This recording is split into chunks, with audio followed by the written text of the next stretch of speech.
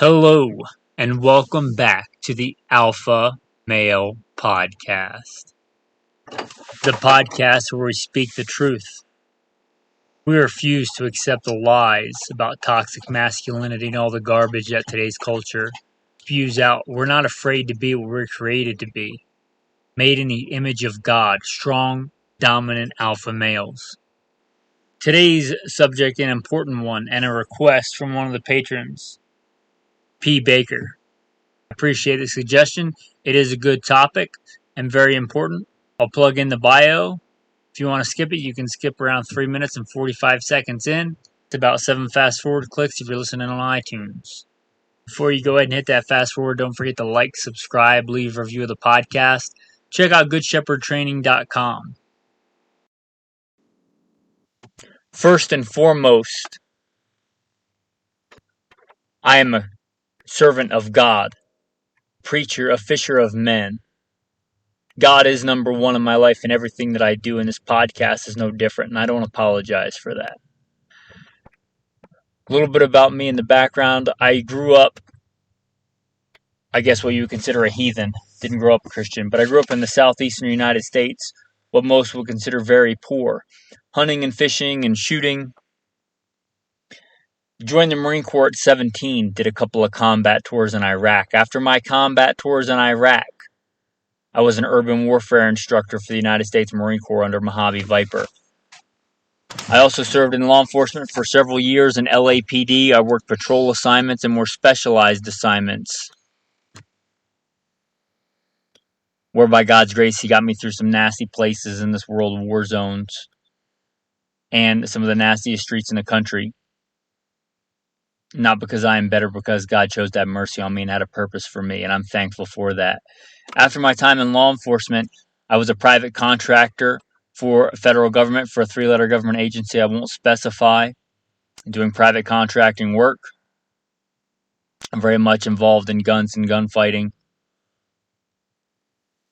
I also served in the U.S. Army, both full-time and part-time National Guard.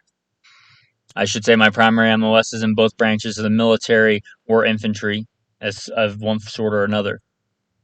Specialized infantry in the Marine Corps and an MOS that no longer exists. I started competition shooting even before I joined the Marine Corps at 17. I won my first gold medal even before I joined the Marine Corps at 17. I've been blessed by God with the talents He's given me to win more shooting competitions than I can remember. I've won most of my competitions in rifle and pistol, but I've also competed in archery and shotgun and even muzzleloader, knife throwing, hatchet throwing. I've competed in all that. I've also been a professional big game hunter and guide. Like I said, I grew up hunting and fishing and shooting. I've done it to put meat on the table because I like to put food on the table with the talents God's given me. I don't apologize for that. I've done it as a professional hunter and guide. I've slain all manner of beast and guided for all manner of beast. Bear and wolf and elk and deer, mule deer, whitetail deer. I've slain ram and fallow deer and countless animals. And I don't apologize for that either. FBI certified, firearms instructor, NRA, and a bunch of other 3-letter government agency certifications. Blessed be the Lord my rock, who trains my hands for war and my fingers for battle. Psalm 144. I've been blessed to be the commander of a tactical team, an SRT, special response team, in a large metropolitan area, where our primary job was to stop active shooters. But again, first and foremost, I'm a servant of God, called by God to share the good news, preacher, a fisher of men. With that, we will roll into the day's topic. Today's topic is going to be on emergency medicine. Now, you heard my bio. You can imagine that in the military and police, I had quite a bit of emergency medical training. Also, I don't generally mention in the bio, but I was a lifeguard, both before the Marine Corps and a short time between the Marine Corps and LAPD. With that being said, I am not a doctor. I am not an EMT. I'm not even a TCCC certified instructor. I have had TCCC training. We'll get into what that is. But again, I am not a doctor, and that stuff changes all the time. You should seek out your own professional training. I am telling you my training and experience, the things that I have been taught. I'm telling you to seek real, actual training firsthand from somebody that is a certified medical trainer. Because a lot changes in the medical and emergency medical field. It changes all the time. Remember back in the day, and some of you guys may remember, when I first learned like emergency medicine, it was ABCs: airway, breathing, and circulation. Now there's the March algorithm, which we'll get into later. I think a lot of us who listen to this podcast are into preparedness, being prepared, survivalism. And I know for myself, I've been carrying a gun since some of my earliest memories are walking around the woods with a gun. And I've been a professional gunfighter most of my adult life. Most of you guys know there's a whole separate podcast called Gunfighter Life. So obviously I gravitate towards the tactical. I'll be honest. I really like guns. I kind of have a passion for guns and shooting. I don't really have a passion for medical. But there have been times where I have needed it. Whether you have a passion for it or not, I believe every alpha male should have at least a base understanding of emergency medicine so you can save your life or somebody else's life. That recently has been very important to me, because I had a very severe injury earlier this year I guess now it was last year. But where I literally almost died. I had my femoral artery torn open in 2 different places, and I struggled to stay conscious and get somewhere and get help. By God's grace, he got me through that alive, and I give him all the credit. But I was thankful for the training I had in the past that did come into play. That's not the first time I've been fortunate enough to save other people in the past. As an alpha male, don't rely on other men. Part of being an alpha male is being ready in all aspects, and I think emergency medicine is part of that. If you're like me and you gravitate towards a tactical thing, and you're always thinking about, what are the best sights for this new gun that I have, or, is this 124 grain bullet better ballistically than 147 grain bullet, and all the minutia of that. That could be something different for you. You could be, that way with cars and engines and all kinds of stuff. But what I'm saying is a good alpha male is prepared in a lot of different aspects. And this is part of that. So even if you don't have a passion for it, seek it out. Learn at least a base understanding of it. I guarantee if it's you or a loved one, you're going to have a passion for it in the moment in which you had the training.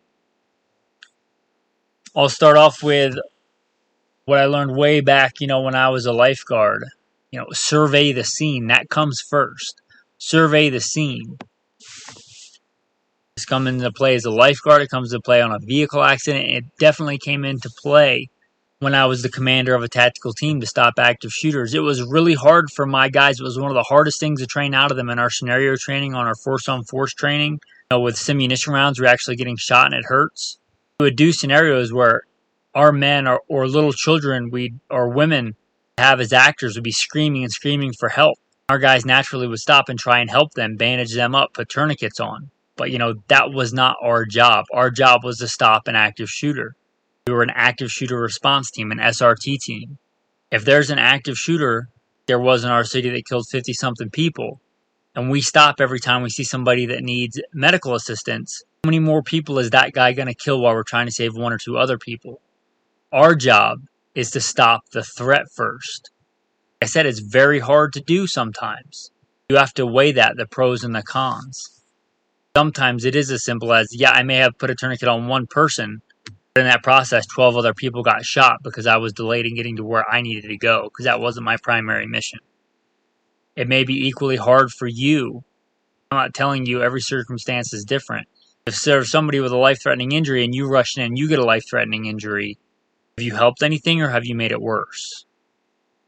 A real clear example of this is you come across a vehicle accident and, there's a vehicle that hit a power pole in a rainstorm, and there's a down power line that's exposed and the guy's getting electrocuted. You're going to rush into that puddle of water and try and pull that guy out? Well, no, because you're both going to get fried by that electricity. Survey the scene first, make it safe, maybe get a limb, maybe get something that's non-conductive and push that electrical cable out of that water or do what you have to do. But if you don't survey the scene first and just rush in, you didn't help that person and it just hurt you. And then the person that comes on the scene that has to save him also has to save you. Which not only are you in trouble, but he's in more trouble because that person's not going to be able to be helped as fast. So again, survey the scene, make the scene safe. Scene survey is always first. If you are doing room clearing, urban warfare, like in Iraq, and you are going down a hallway and you see one of your colleagues shot in the center of the room and you need to go save him, you still clear the corner, because if he's bait and you just rush in, you get shot in the back of the head, you didn't help anything. Survey the scene. Make the scene safe. There's been a lot of sad tragedy to come out of the wars in Iraq and Afghanistan that I started fighting straight out of high school 20 years ago. It's hard to believe it's been that long. There have been some good things. We've had a lot of real-world experience in the things that actually kill people, things that actually cause death in emergency medicine. We've had a lot of time to study that and a lot of time to improve equipment. You may not believe this, but when I went to war in Iraq, the average Marine, we didn't even carry tourniquets on us. That wasn't even a thing that we did. There was still this myth that if you put a tourniquet on, you were going to lose that limb. It wasn't even a thing that we carried. We carried very basic ifaks, like an Israeli bandage. And that was basically it. Emergency medicine, partially because of the wars in Iraq and the amount of raw data, good training and good medics, has come a long way. As I said, we went from the ABCs, airway, breathing, circulation. And again, I did receive TCCC. It's a great course. I think you should look into it if you can afford it, if you have the time, but even just stop the bleed class. But I am not a TCCC instructor. I'm going to go over with you what I learned, some of the things that I learned in TCCC. That stands for Tactical Combat Casualty Care.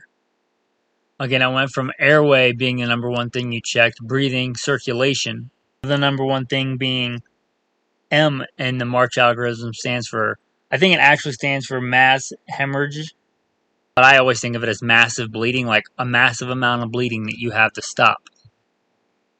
That is a major cause of death on the battlefield and car accidents and things like that. Lose enough blood, you die. On a limb, the number one way to stop that is a tourniquet. No, you don't necessarily lose the limb. You may lose the limb because of the injury that you sustained that made you put on the tourniquet. The tourniquet is not necessarily going to cause you to lose a limb. It can be on there for several hours. Kind of the number one gold standard is the CAT tourniquet. They're great. I advise you to have a couple of those. I have one in my car. My wife has one in her car now, after my accident. A CAT is a better tourniquet. There's also the soft T. There's also the SWAT tourniquet.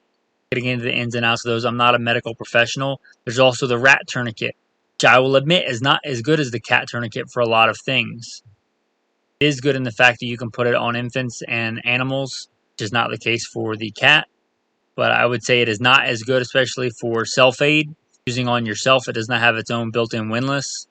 I carry a rat tourniquet because it's the biggest one I'm willing to carry on me all the time. It is part of my EDC. Those of you guys that are patrons that get an inside look at the EDC that I carry will know that I carry one of those in a Blue Force Gear magazine pouch. It goes on my belt.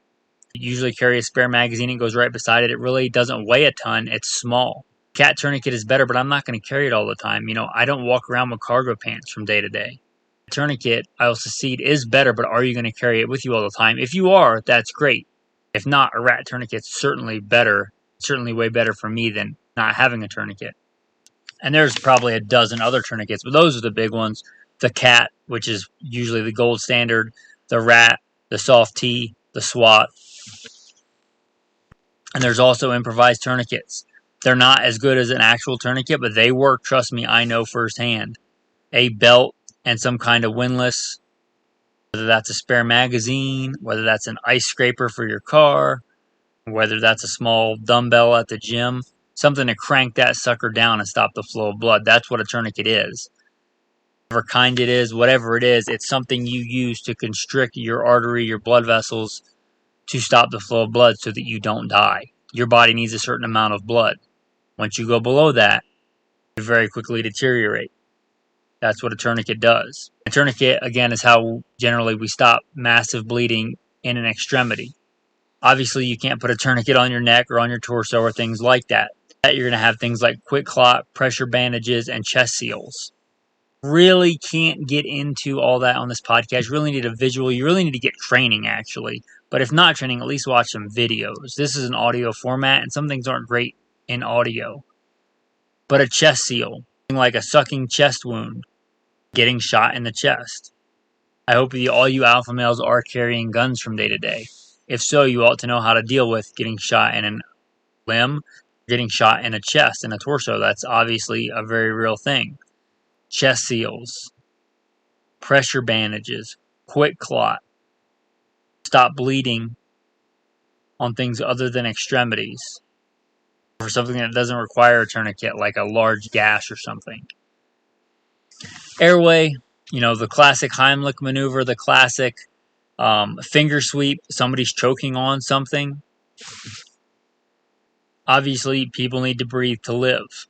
Know how to do a simple finger sweep for airway, clear an airway, that rolling somebody on their side so that they can get obstructions out of their airway themselves. Knowing the Heimlich maneuver, knowing how to do a Heimlich maneuver on yourself.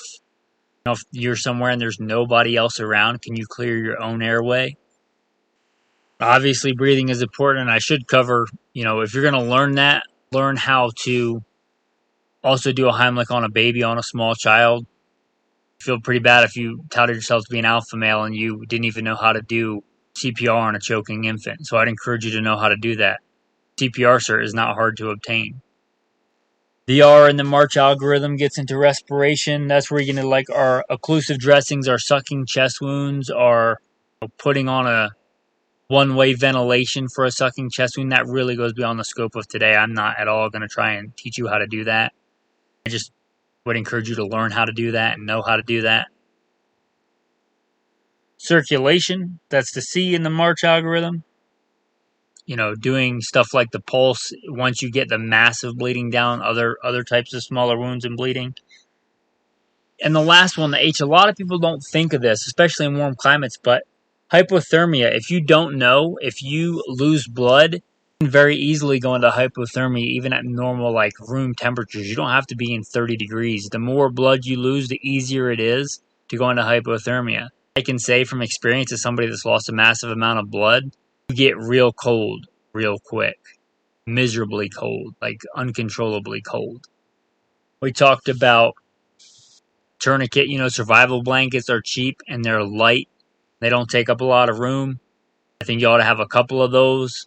They really do work. I have been stuck on a mountain in really cold environments and was very, very thankful to have one of those survival blankets.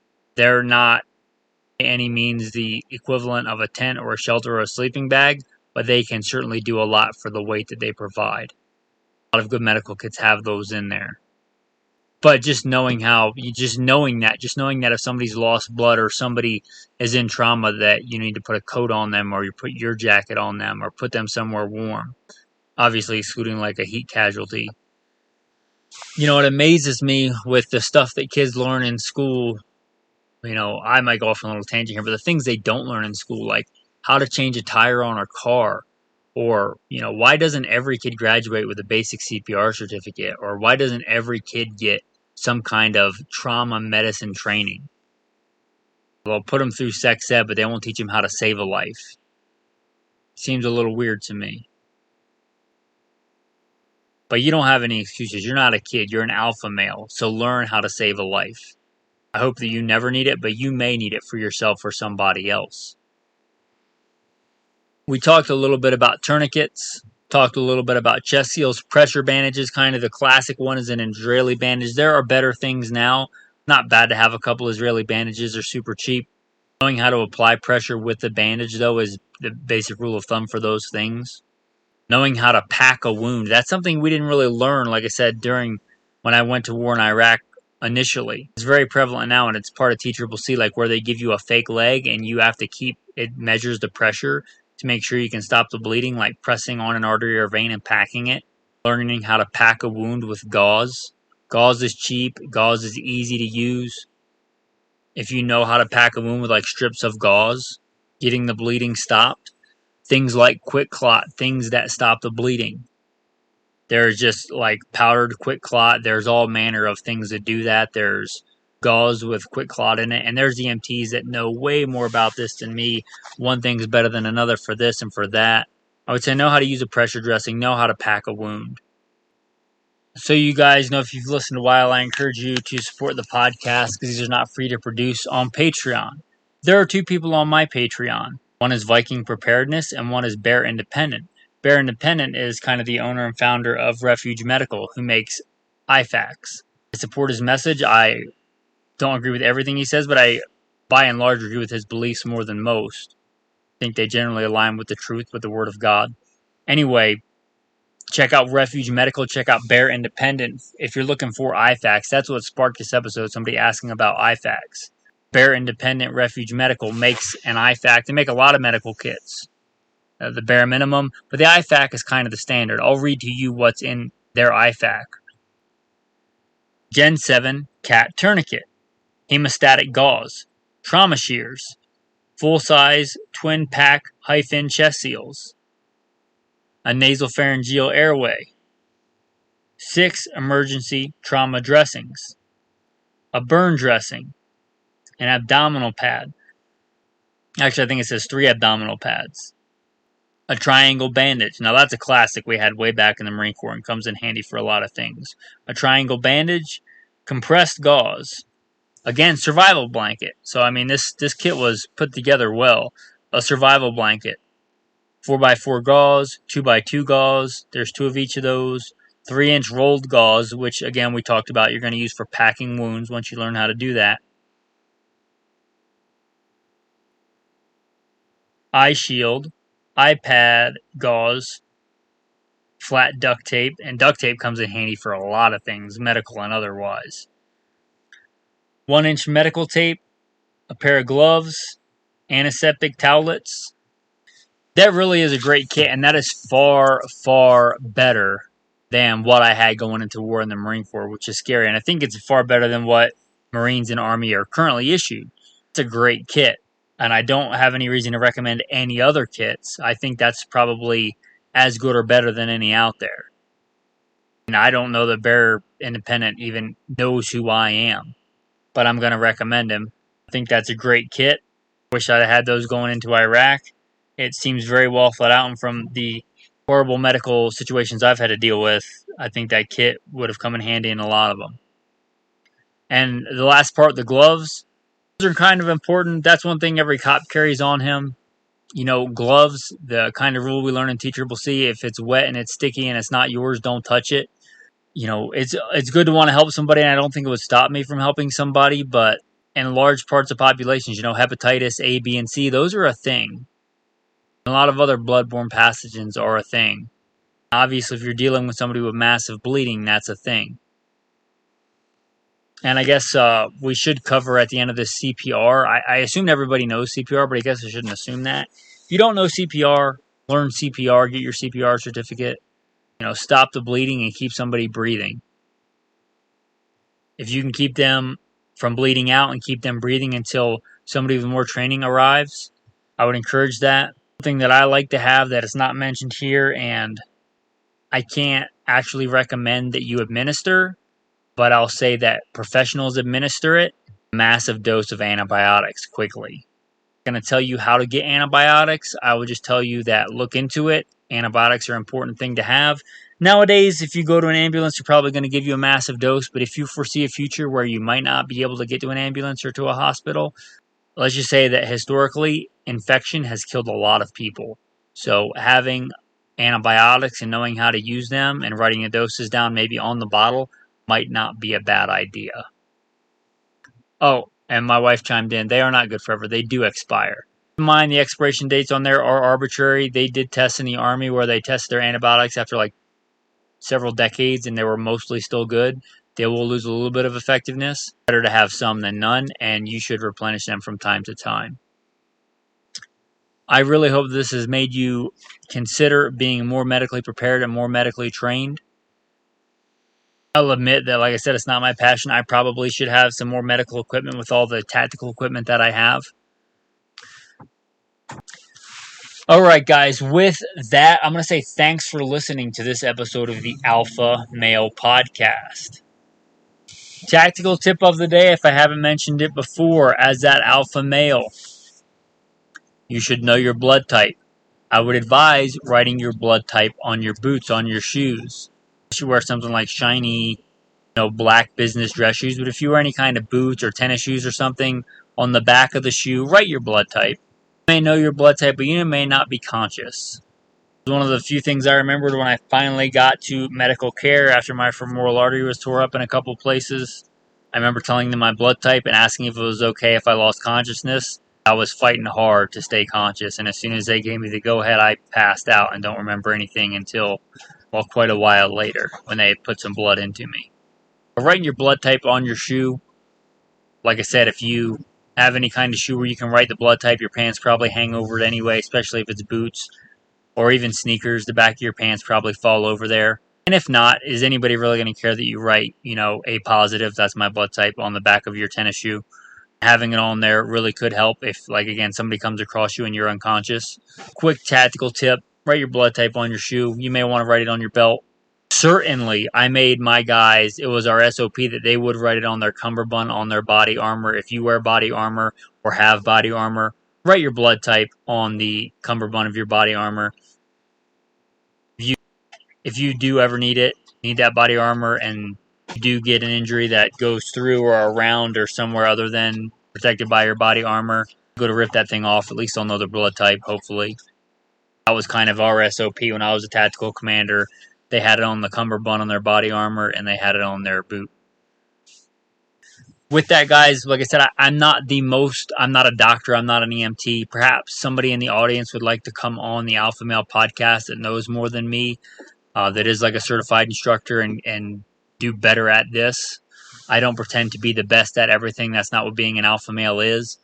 A big part of being an alpha male is knowing how to delegate. So if you have more experience, if you're legit and you want to talk about this, get a hold of me. That's a good segue into, if you want to get a hold of me, again, goodshepherdtraining.com, goodshepherdtraining.com. There's merchandise on there. If you like the tactical stuff, you may check out Gunfighter Life. If you care about the important stuff, you may check out Simple Man Sermons, the preachings of a simple man called by God to share the good news of Jesus Christ. If you want to help support this message, if you want to suggest content, like I said, this was a Patreon suggestion, go to Good Shepherd Training. There's a Patreon link on there. If you have it in your heart to give, and if not, don't feel guilty. But patrons do get special content. Again, they get to chat with me. They get to suggestions for episodes. They get to see pictures of my pocket dump EDCs. They get, practical shooting drills that I put out on there. Enough of that. We'll get into wrapping up the episode. We give a tactical tip of the day. I also like to give a tactical verse of the day.